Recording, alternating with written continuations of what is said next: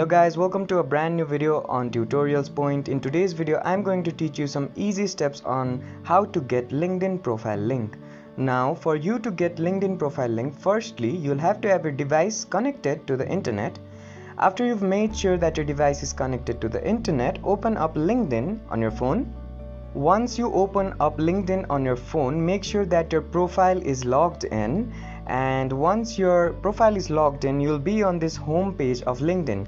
Now on this page, go ahead and click on your profile picture on the top left corner of your screen.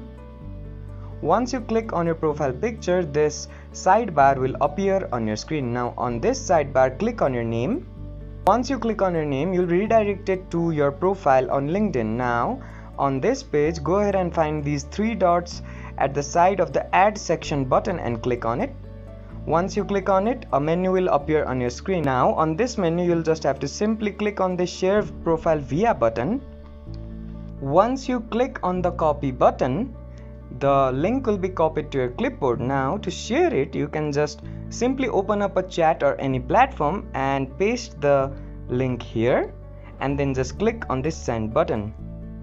Once you click on this send button, if the other user clicks on this link, they will simply be redirected to your profile page.